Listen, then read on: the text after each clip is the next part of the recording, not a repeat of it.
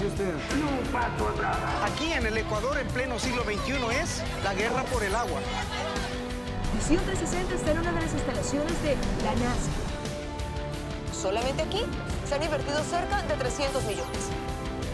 Este es un área de explotación minera que el proyecto de los dos galpones nos va a terminar costando $13.500.000. Aquí está la famosa fotografía. ¿Ya quiere sube? Por supuesto. Ninguna foto que vi se asemeja a lo que siento en este minuto. ¿Qué pasó dentro de ese bus? Ahí empieza el misterio. Esta muralla símbolo no son pescadores a quienes el mar se los llevó. Dice que aún resta por hacer mucho en favor de los pueblos indígenas.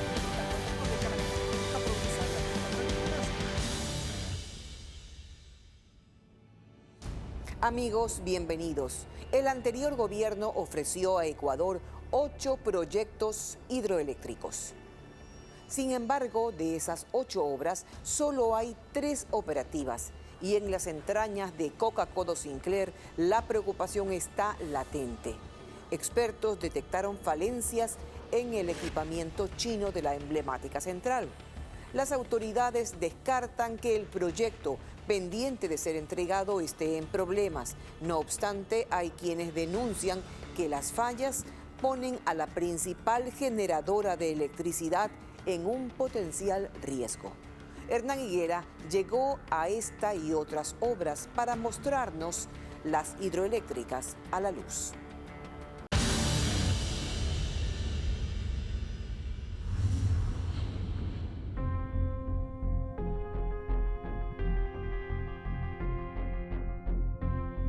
En Ecuador ya casi todo se alumbra con generación hídrica, a pesar de que no se llegaron a culminar las 8 centrales hidroeléctricas ofrecidas en el anterior gobierno. Solo funcionan 3 y actualmente nos sobra energía. La capacidad hidroeléctrica instalada podría generar 8.036 megavatios, pero el país apenas necesita 3.746. Es decir, que el 53% de electricidad ni se usa ni se vende.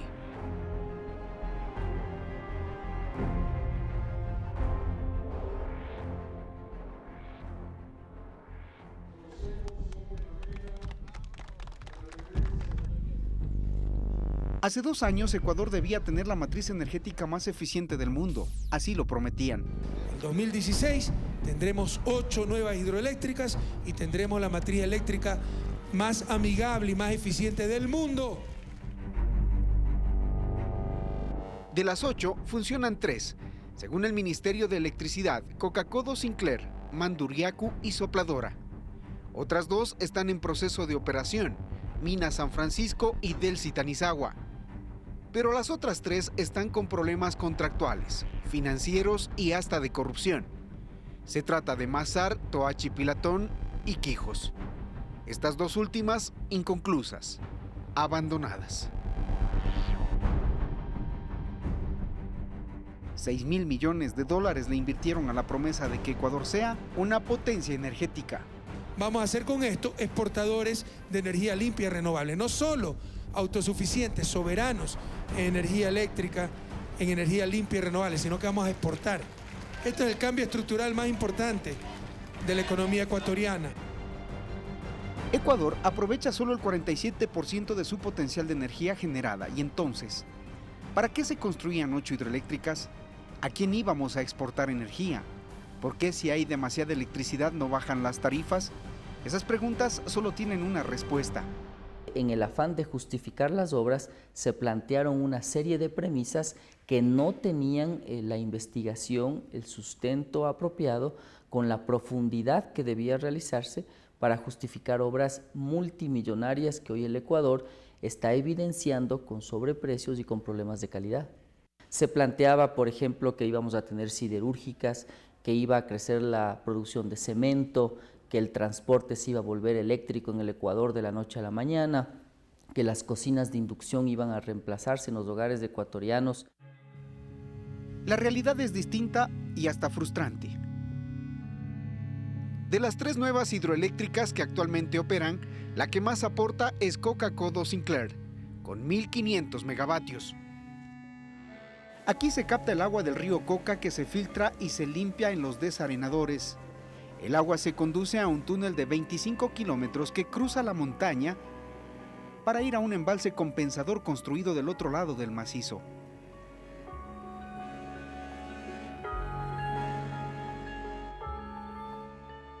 Entonces, se almacenan 900.000 metros cúbicos de agua en el embalse compensador y por 2 tubos el agua cae con fuerza 620 metros en picada hacia la casa de máquinas donde están los turbogeneradores chinos. El agua mueve las turbinas y se genera electricidad.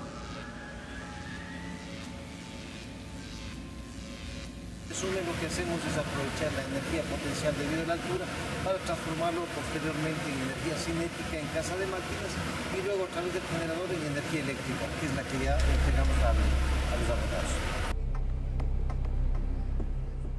Es muy importante y se ha generado una base de generación bastante amplia, bastante cómoda para el país, con la cual estamos garantizando de que no volvamos a tener, como episodios anteriores, apagones. En apariencia, todo funciona bien. Niveles de disponibilidad que hemos registrado pues están dentro de los estándares, por encima del 90%. Es una central que está operando sin ninguna novedad, podríamos decir, desde el punto de vista del sistema. Que opera sin ninguna novedad no es completamente cierto. Lo mostraremos al introducirnos en la montaña hacia la casa de máquinas, donde está el corazón de la hidroeléctrica, donde hay equipos que no están operando. Coca-Codo le da beneficios al Ecuador, pero las autoridades y técnicos obviaban contarnos las mega preocupaciones que las tienen desde hace 6 años y que las han guardado en secreto. Coca-Codo Sinclair tiene serios problemas mecánicos por la calidad de los equipos y el material del que están hechos. Debíamos averiguar entonces a los técnicos y saltaron más fallas. Hace poco falló el transformador, estamos usando el transformador de reserva, estamos instalándole, haciéndole pruebas y debe reemplazarse el que falló. Ese es uno de los problemas. La inspección de los distribuidores por fisuras es otro de los problemas. Sí, escuchó bien. Se han detectado fisuras en los tubos, en los acoples, en las bridas y en los cordones de suelda. No cumplieron las normas internacionales de supervisión y calidad. Estos documentos de la Dirección de Gerenciamiento y Fiscalización de la Asociación Consultora Mexicano-Ecuatoriana, encargada de fiscalizar la obra, advirtieron los problemas. Hallazgo de defectos de soldadura de fábrica que se suman a las fisuras encontradas en los otros distribuidores, situación que revela un deficiente control de calidad del fabricante. Para entenderlo, debíamos entrar en el área de distribución, algo que no estaba en la agenda para los técnicos. Lo que se ve son 8 enormes esferas que se conectan a las tuberías, son las que reciben el agua a presión. Esa agua se conduce por estos tubos técnicamente denominados penstock o tobedas, que se conectan con las turbinas de generación. Pues es aquí donde se han registrado las fugas producto de la gran cantidad de fisuras. Muchas de ellas reparadas en los últimos 2 años, pero como se ve, los problemas continúan. Los fiscalizadores pidieron un estudio técnico extranjero y contrataron a Consulting Inspection Service. Esta empresa hizo su estudio y ratificó lo que se sospechaba, que el material no cumplió con normas internacionales de fabricación como el código ASME, tampoco la normativa en los procesos de soldadura y controles de calidad. Ese informe además alerta que mientras el problema persista se espera posteriores agrietamientos en áreas no abiertas para la inspección. Para entender mejor lo que aquí ocurre, nos asesoramos con el Colegio de Ingenieros Mecánicos de Pichincha. Les entregamos la documentación, la analizaron y emitieron su criterio en torno a las fisuras encontradas y al proceso de reparación en el que Sinohidro se encuentra. Las preocupaciones aumentan. Estas fisuras se deben a muchos factores. Mala calidad del material, el procedimiento de soldadura, el WPS, no se ha cumplido, ¿sí? Entonces ahí es donde se genera el problema. Se hablan después de la reinspección de una cosa de 300 y más fisuras todavía persistentes, y eso repetitivamente en todos los distribuidores. Entonces, obviamente, mientras más se siga reparando, le siguen afectando al material y se sigue produciendo fisuras, se sigue produciendo una serie de defectos. Son grietas por grandes cantidades en el metal, imperceptibles para el ojo humano, pero muy visibles a las pruebas de ultrasonido y partículas magnéticas. Con nuestra cámara entramos a uno de los conductos en reparación y lo que se ve son los intentos por corregir el problema. Se nota las correcciones con suelda y corrosión. Son cientos que lastimosamente comprometen a la obra emblemática. Lo dice el informe de Consulting Inspection Service al referirse a las fisuras. Son tantas que puede conducir a la pérdida de la integridad estructural, a fugas y a una falla de los equipos en proceso de funcionamiento. Eso, en otras palabras, significa: si estos distribuidores con estas fallas, ya en operación, ya en trabajo, con las grandes presiones con las que están trabajando, trabajan con presiones mayores a 1000 PSIs, ¿sí? Y como le indiqué, trabajan con cargas, estas presiones son dinámicas, estas cargas son dinámicas, los esfuerzos están fluctuando, ¿sí?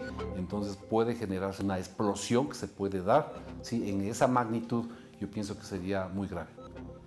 ¿Un colapso total? Podría ser, podría ser. Las autoridades, los consultores y los fiscalizadores han callado todo este tiempo. Al ser consultados minimizaron el problema y han confiado en los chinos para que reparen los daños de algo que debería estar flamante, garantizado y funcionando, porque fue pensado para una vida útil de 50 años y no lleva ni 2. Aquí, la imagen de quienes entregaron y recibieron la obra provisionalmente en el 2016, conociendo de estos problemas. Ellos son quienes con su firma dieron el aval para que los presidentes de Ecuador y China de ese entonces inauguren la central hidroeléctrica y la pongan en marcha, con equipos con deficiencias mecánicas y técnicas. Las garantías de los equipos están por vencer, los de la primera fase en agosto y los instalados en la segunda fase en diciembre. El Ministerio de Electricidad, a través del subsecretario Marco Valencia, dice que no es tan grave. Lo que dice, si usted deja que existan fisuras, esto podría comprometer el comportamiento pues, del equipo, dado que está sometido a altas presiones. Es un concepto. Una fisura no puede permitirse porque podría comprometer el comportamiento. No dice que las fisuras que están aquí están comprometiendo, ¿sí? Entonces, como le digo, habría que leerlo en su debido contexto. Y en este punto del reportaje, usted se habrá preguntado qué dicen los constructores chinos. 我们现在还不知道那个厄瓜多尔政府官员对那个配水管存在这个问题的说法嘛？因为我们这个配水管那个在2015年，在2015年的时候发现这个问题，我们通过我们的那个技术那个程序，和基于那些国际规范，我们在2011年发现问题后也处理了，针对这个问题就处理了，然后那个我们的那个对。 Sinohydro se ha negado a ampliar las garantías de los equipos de 2 a 10 años. Hay dudas de que esto dure 50, pero ellos responden. Un especialista determinó que estas fisuras eran tratables. Por lo tanto, con un procedimiento aprobado por la fiscalización desde el punto de vista técnico, se solucionaron estas fisuras en el año 2015. Este rato no hay fisuras entonces. Estamos haciendo una inspección al momento para comprobar las características de los distribuidores y para ver cómo están las microfisuras que fueron reparadas en las soldaduras. De haber alguna otra microfisura, se la reparará.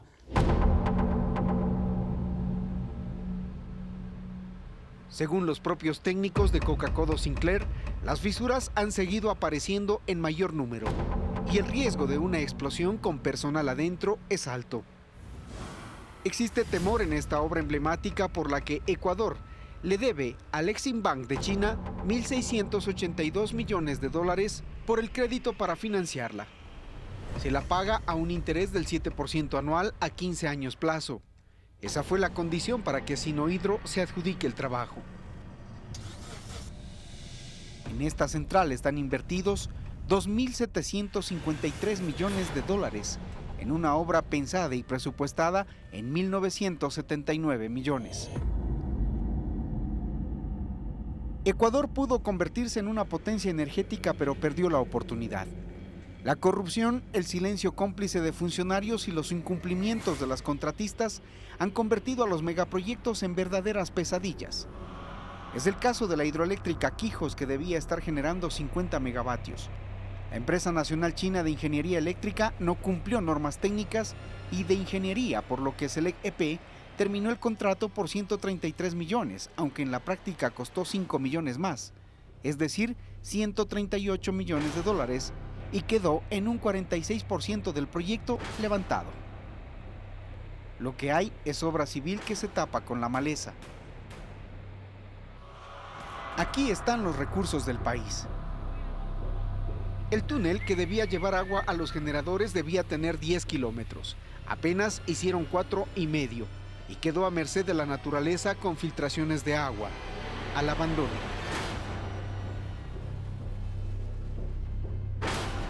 La misma situación tiene el proyecto Mazar Dudas con la misma empresa china, que no demostró experiencia en equipamiento y en capacidad de cumplimiento de sus contratos.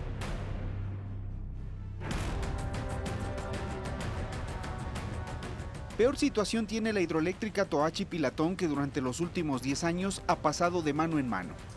Primero, los constructores brasileños que coimaron a funcionarios para adjudicarse la obra. Con la constructora Odebrecht expulsada, se adjudicó a la empresa china CWE, que fue observada por Contraloría y separada por evasión de impuestos. Luego, entró al equipamiento electromecánico la empresa rusa Interao, que dejó colocados los equipos a medias. Una sala de máquinas que muere lentamente por falta de equipos complementarios y dinero. $508 millones le costó esto al país. De ellos, 250 millones son de los afiliados del Instituto Ecuatoriano de Seguridad Social.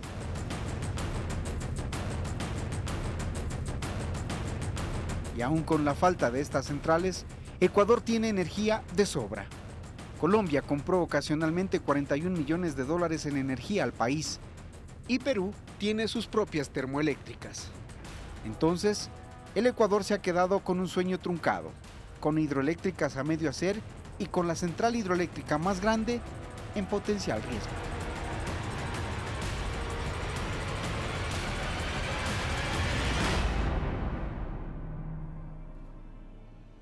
Cuando mandamos a nuestros hijos a la escuela, confiamos en que están en un lugar seguro. Lastimosamente en Ecuador ha ocurrido lo contrario. Muchas aulas se han convertido en lugares donde los menores de edad se exponen a abusos, maltratos, acoso sexual y, como veremos a continuación, a la muerte. Tomás Chufardi nos trae este informe de una dura realidad que ha convertido a algunas escuelas en un infierno para padres de familia.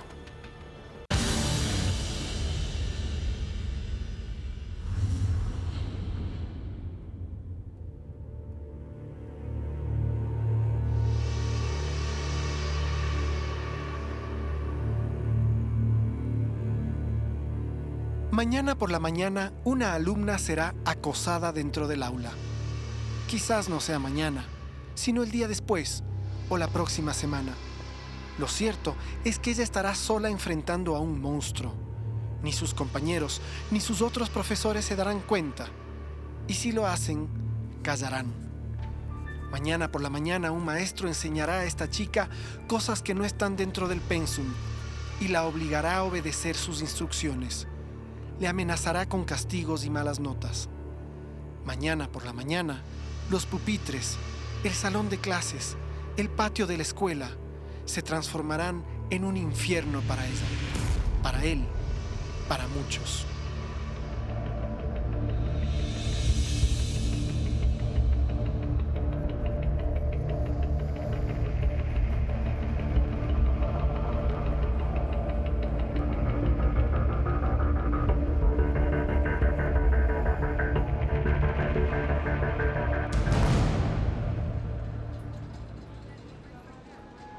Es pasado el mediodía, son los últimos días de junio y falta poco para que se acabe el año escolar.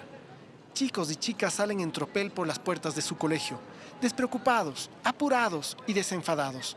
Salen todos menos una, Valentina. Valentina debería haber salido por la puerta de la Unidad Educativa Global, debería haber tomado un bus de la Ecovía y debería haber llegado al Conservatorio Nacional para sus prácticas de flauta. Al final de la práctica, debería haberse encontrado con su madre que la fue a buscar. Pero nada de eso pasó. Ruth la buscó por todo el edificio, la buscó en cada parada de bus, llamó a la policía, la buscó en su casa, donde parientes y amigos, la buscó por la noche, en la escuela, pero las puertas estaban cerradas y las luces apagadas. Miro y todas las instalaciones están apagadas, todo está en silencio. Grito, llamo, de pronto se quedó encerrada, se quedó dormida, yo qué sé, pasó. Llamo hacia adentro, pero nadie me responde. Valentina no apareció ese día, pero a la mañana siguiente hubo noticias de ella. Por alguna razón, ella no salió aquel día de la escuela. Y la encontré en la mañana del 24 de junio, tirada en el patio de entrada de esta unidad educativa, muerta. La unidad educativa era relativamente pequeña para un colegio. Hoy funciona otro negocio en ese inmueble y algunas cosas han cambiado. Hay una pared que tapa el patio de juegos donde se encontró a Valentina, pero una vista aérea permite ver que los juegos siguen ahí y que quedan muy cerca de la puerta de ingreso a este lugar. ¿Por qué nadie? Porque todos dicen no haberla visto a lo largo de toda la tarde del 23 de junio, cuando hay maestros, hay maestras, autoridades, estudiantes, gente del call center. ¿Cómo es posible que nadie la vio? ¿Usted cree que es imposible que no la hayan visto ahí donde estaba? No, yo no creo que es posible que no la hayan visto. De quien no la vio es porque entró así, no queriendo ver. No está refundida en alguna de las aulas, no está en el patio de atrás porque había un patio en la parte de atrás. Está en la puerta, en el patio de entrada. Desde ese momento empieza un calvario que está cerca de cumplir los 2 años para Ruth. Su hija murió dentro de un colegio y hasta el día de hoy, la justicia no le da una respuesta sobre lo sucedido.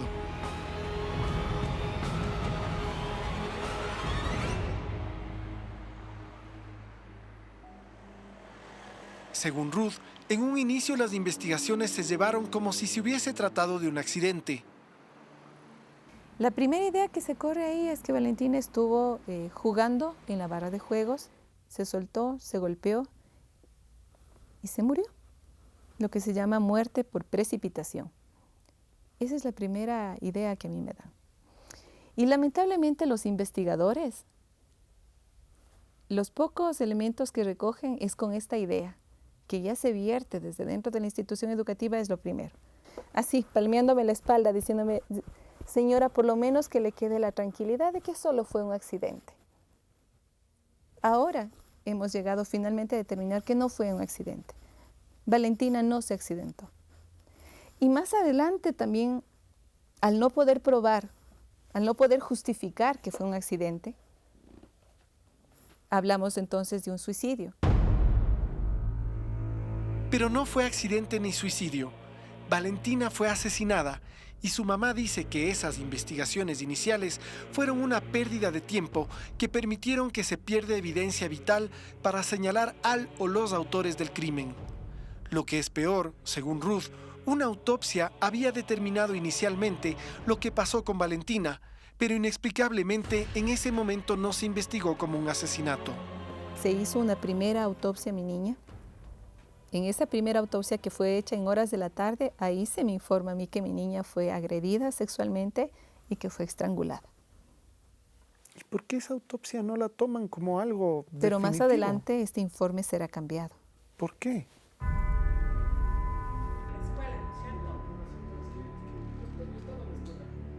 El fiscal a cargo de la investigación de este caso duró un mes y desde entonces ha estado a cargo de la fiscal de género Mayra Soria. Ella nos muestra una montaña de papeles que representan todo el trabajo que se ha hecho en torno a la muerte de Valentina. En el caso de Valentina, la Fiscalía ha realizado todas las diligencias tendientes, a tal punto de que actualmente nos encontramos con Yo diría que más de 45 impulsos fiscales que dan cuenta de 250 diligencias investigativas entre versiones, solicitudes de información, pericias. Se han solicitado también actos urgentes e incluso se han librado también pedidos de asistencia internacional. Desde que Soria tomó el caso, lo investigó como un crimen. No puede darnos ningún detalle porque está bajo una reserva legal. Para ella, está claro lo que pasó con la niña, pero no se sabe todavía quién fue.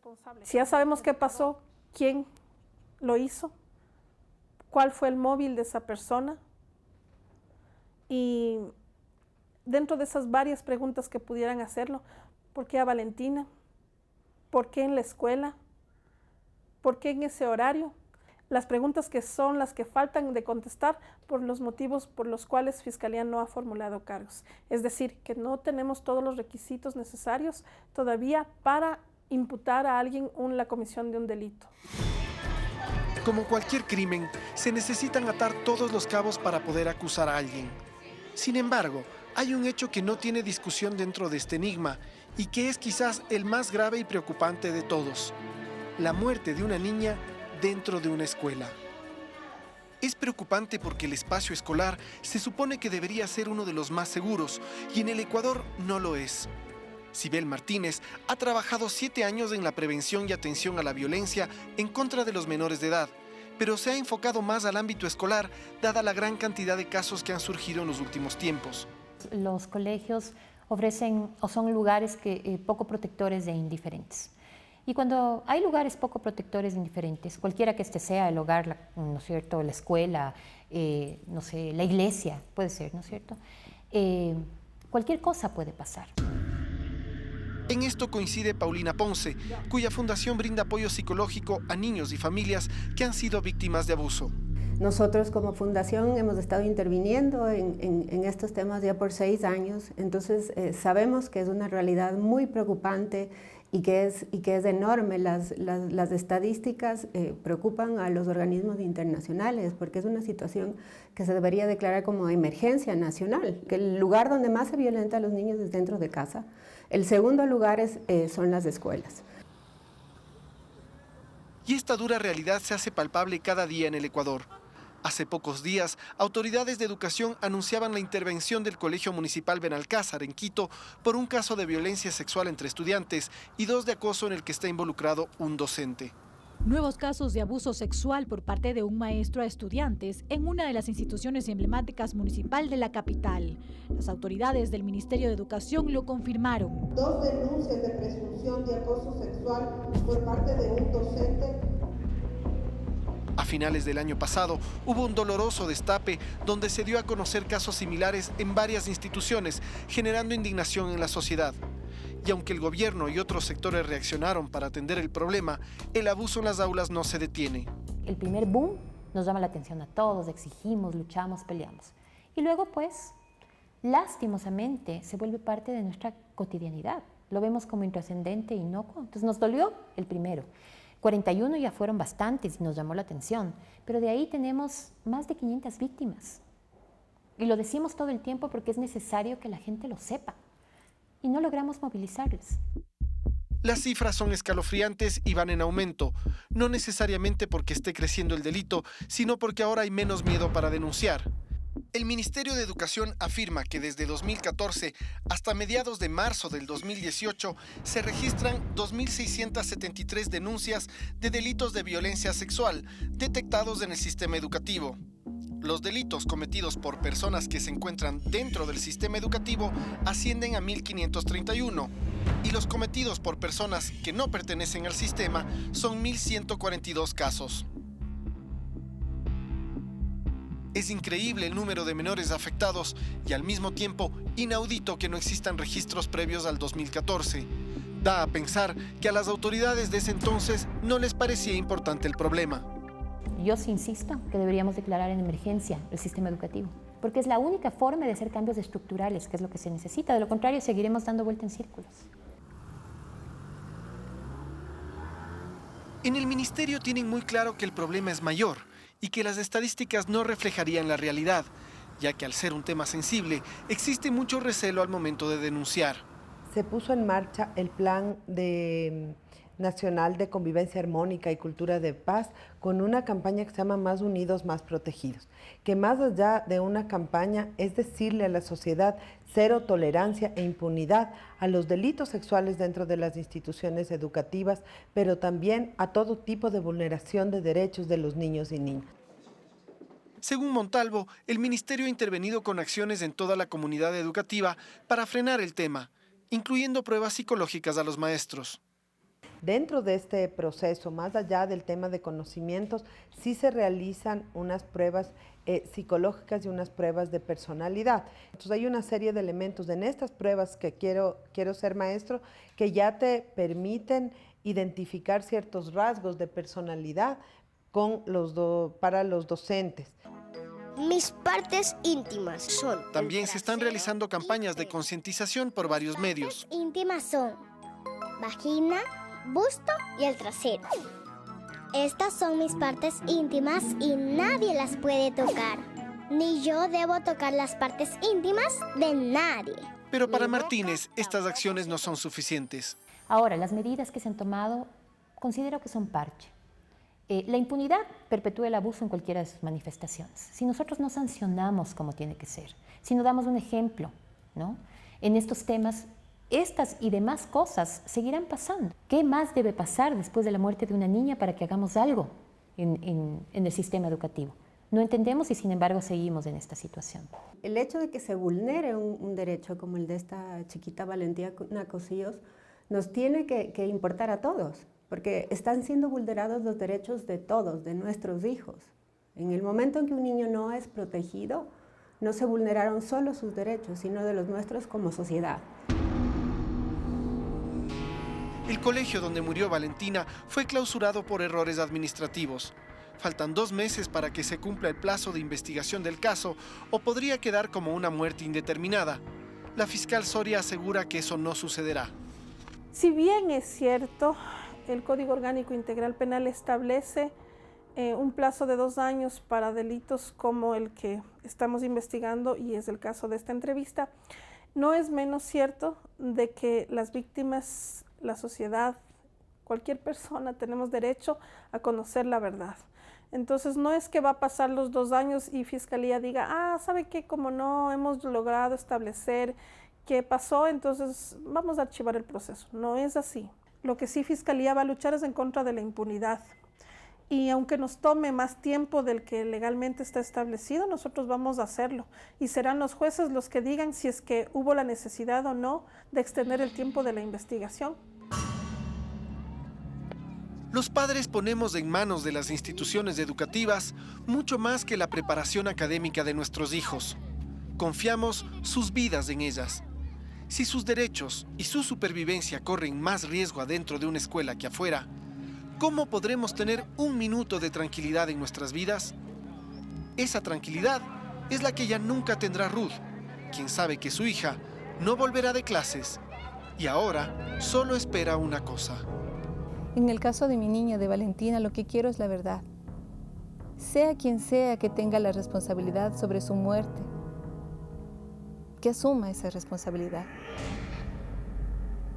Justicia, porque mientras hay impunidad, no hay justicia. Mientras a un proceso se le sumen años, 2, 3, 5, 10, 15 años, ¿estamos hablando realmente de justicia?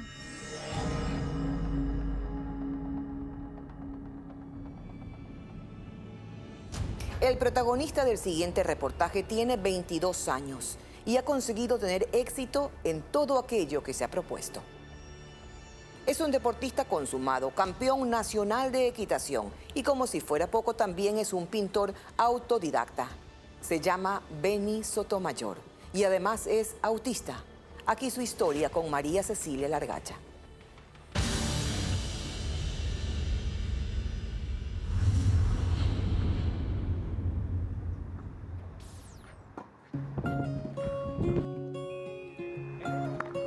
Dale, dale, eso.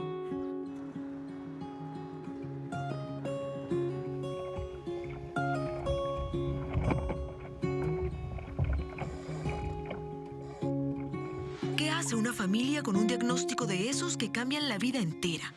Llegó a los 2 años, 4 meses. Abril del año 97. Me acuerdo perfectamente. De esos que desembocan siempre en un no puede ser. Uno se paraliza. No sabía qué rumbo tomar. Casi muero. Realmente un diagnóstico así es tremendo, es tremendo. El diagnóstico iba dirigido a su primogénito, a Benny, y se resumía en 3 letras, PDD, una sigla que en español sirve para definir al trastorno persuasivo del desarrollo. En lenguaje sencillo, son rasgos autistas. Los trastornos del espectro autista, incluyendo el que Benny presenta, son un grupo de discapacidades sociales que evitan que la persona que los padece pueda relacionarse adecuadamente. Incluyen problemas para comunicarse, para interactuar con sus semejantes, para procesar la información. Generalmente los chicos con este tipo de trastornos son retraídos, aislados, evitan el contacto visual o la cercanía con otras personas. Así que cuando fui a conocer a Benny me esperaba eso. Un joven al que habría que sacar las palabras con tirabuzón, que rehuiría el contacto con alguien que no conocía y que tal vez no quisiera siquiera aparecer en cámaras. Pero resulta que este es Benny. Hola. ¡Hola! Hola, Benny. Hola. ¿Vamos a tu casa? Pasa. Vamos a tu casa. Sí. Basta hablar con él un momento para darse cuenta de que Benny no es una persona común y corriente. Y no lo digo por su diagnóstico de autismo, sino porque se dedica con tal ahínco a todo lo que hace que al final termina siendo lo mejor que la mayoría. Su habitación está llena de escarapelas, de medallas y de premios. A mí me gusta equitación. ¿Te gusta? Salimos con mi papi, 8 de la mañana, montamos inshallah, trotamos, galopando y saltamos 1 metro alto. ¿No te da miedo? No, no tengo miedo.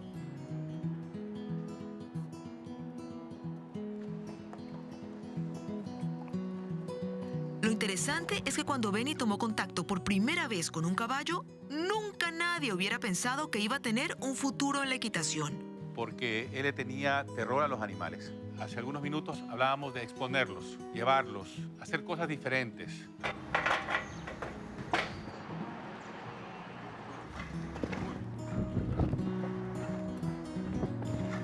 Muy bien. Por lo menos esa era mi forma de pensar. Yo dije entre mí, a este chico lo voy a exponer a todo tipo de ámbitos, todo tipo de actividades que yo pueda hacer. No solamente queríamos que él monte, sino que él se encargue del animal, que lo cuide el animal a través de bañarlo, cepillarlo, etc. Y eso lo fue haciendo y realmente llegó a un punto donde llegó a competir en campeonatos nacionales. Esto fue inclusive fue un jinete que perteneció a la Federación de Guayas y en Quito, en el Club Los Arrayanes, fue donde consiguió su primer lugar en un campeonato nacional. Sí, competían y ganamos muchos premios, escarapelas, medallas, trofeos y diplomas. Va. Al otro lado, Benny. Va. Acá. Va. Definitivamente, lo de Benny son los deportes. Benny lo que hace, lo hace bien. Cuando el profesor José Ortega lo conoció, Benny tenía apenas 5 años y aún no se sabía si iba a poder interactuar en la sociedad o siquiera destacar en algo. No, Benny tiene un nivel espectacular. Aparte que hablando ya en la parte técnica, yo dentro de la cancha a Benny nunca hice diferencias, siempre le di la clase como a todo chico. Va, eso, va. Si llegas. Comenzó a despuntar rápidamente y eso fue interesante porque a través del deporte nosotros queríamos integrarlo. En ese entonces la familia Sotomayor no sabía que podía llegar a convertirse en un ejemplo para otros padres que estuvieran en una situación similar. De hecho, todavía están poco conscientes de ello. Su trabajo se concentra en buscar mecanismos que puedan ayudar a Benny y hasta ahora han tenido éxito.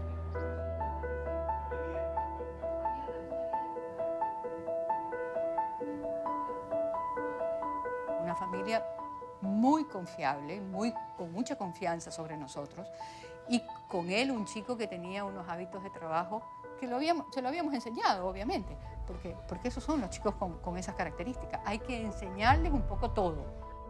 Soledad Ramírez es la encargada de los alumnos con problemas de comunicación en el colegio donde Beni estudió. Ella advierte que no hay un camino a seguir con los jóvenes con autismo, que cada diagnóstico es diferente y que depende de muchos factores el desarrollo de cada persona. Aquí no existen recetas, no es que denme la receta. Cuando uno ve a Beni jugar tenis, saltar en un caballo, divertirse en un velero, tal vez pueda pensar que ha sido fácil, que realmente su caso no es tan complicado y que como tiene aptitud para los deportes no ha tenido que esforzarse mucho. Nada más lejos de la realidad. Cada paso dado por Beni y por su familia ha sido una lucha, un logro. Él ha debido aprender y aún sigue aprendiendo incluso las cosas más simples y cotidianas. Aprendió, por ejemplo, a sacar dinero del cajero, poder ir a comprar lo que a él le gusta, ir a restaurantes y poder pedir la comida, escoger el regalo para un amigo. Y con el propósito de que estas habilidades sociales puedan irse desarrollando, también estas salidas han sido grupales, con jóvenes de la misma edad de Beni, lo cual lo ha vuelto mucho más enriquecedor.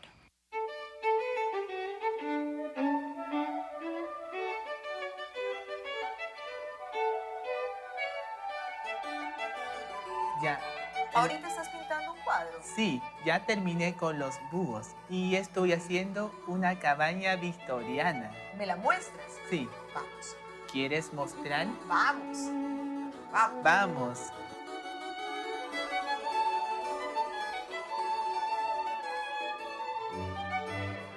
Ahora estoy pintando el número 1.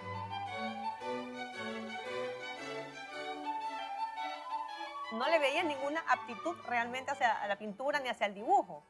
Entonces dije, voy a comprar esos pen by numbers sencillos y se los comencé a dar y al comienzo le quedaban terribles. Lo fue mejorando hasta que nos dimos cuenta que él fue aprendiendo solo, realmente como un autodidacta, a saber cómo colocar la pintura en estos espacios tan chiquitos y poco a poco fuimos viendo que le quedaban maravillosos. Y hasta hizo su exposición en el mes de diciembre pasado, donde vendió todos sus cuadros. Hablé el discurso en la primera exposición de arte Mundo de Colores. ¿Tú hablaste? Sí, hablé muy bien. Las obras que están a su alrededor son el producto de 2 años de trabajo. Mis temas son variados y alegres y todas las obras han sido trabajadas con pintura acrílica sobre lienzos y tablones de cartulina. La técnica utilizada al pintar mis obras es la aplicación de colores directamente en espacios reducidos sin diluir la pintura. Esa primera exposición tuvo además un fin benéfico. Lo que Beni recogió por la venta de sus pinturas fue donado a la Fundación Aldea de Niños Cristo Rey. Ella está planificando a quién ayudar cuando realice la segunda exposición, que está seguro será más exitosa que la primera. Sí, yo cojo la LED. Sí, yo. Más. Eso, ahí dale. Dale. Eleve la rodilla. Y como las responsabilidades son parte importante de convertirse en adulto, Beni ha conseguido un trabajo y tuvo la suerte de conseguirlo en lo que más le gusta, los deportes. Eleva la rodilla. Es ayudante del profesor de educación física de un colegio de San Borondón, en el Guayas. Y claro, como no podía ser de otra manera, también en su trabajo es el mejor.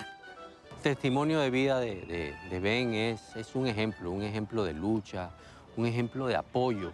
Cómo los padres aceptan un hijo tal como es y dentro de esa situación, vamos a sacar la mejor versión de cada uno.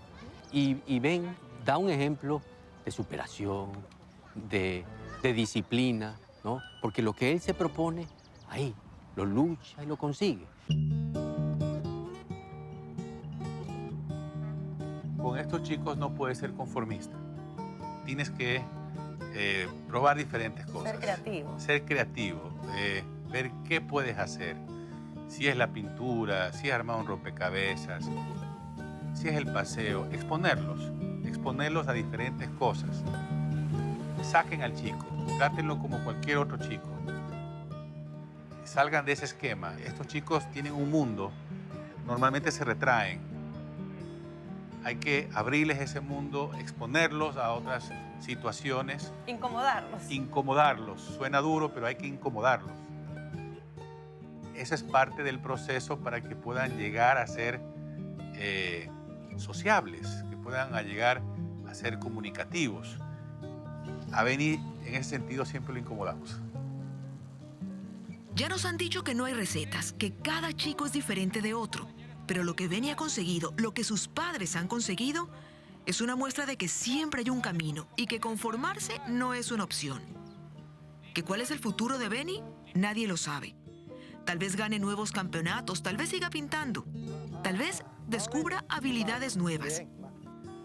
La verdad es que nos ha sorprendido tanto, como siempre dice mi esposo. O sea, Benny no ha dejado de sorprendernos a lo largo de la vida.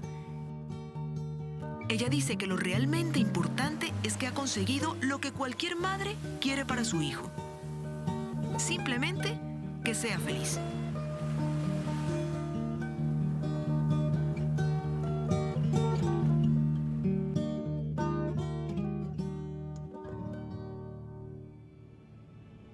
El equipo de Visión 360 continúa en nuevas investigaciones. ¿Quiere saber en qué otros temas estamos trabajando? Aquí se lo contamos.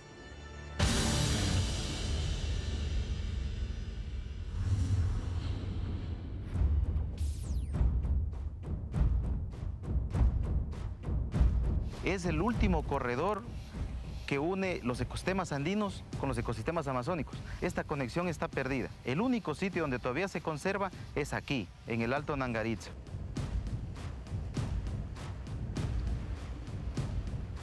Hay una maquinita desde atrás y desde las sombras presionando que se haga la carretera. Y me refiero a las empresas mineras. Aquellas también han puesto el ojo toda esta zona. Rentable, claro que es rentable, sí. Pero al mismo tiempo estamos destruyendo nuestra naturaleza.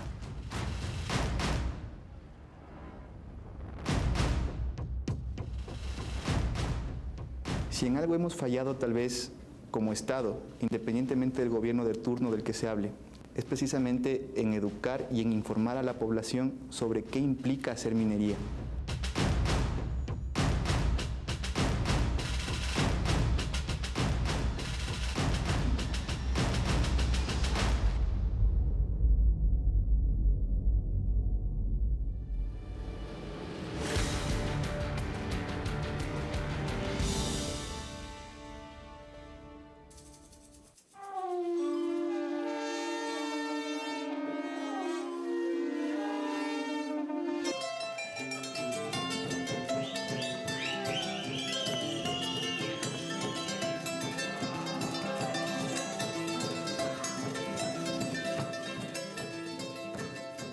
¿Desde hace cuánto tiempo has estado ya perdiendo la visión? Son 17 años. A pesar de estar ciego, ha creado 47 coreografías con más de 300 bailarines.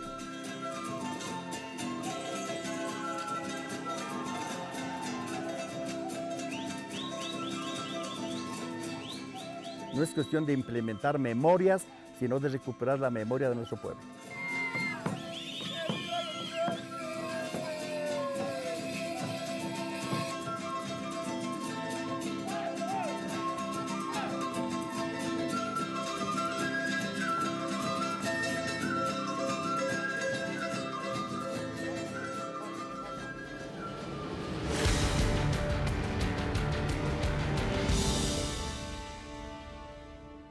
Gracias por acompañarnos cada domingo. Gracias por creer en un periodismo serio e independiente.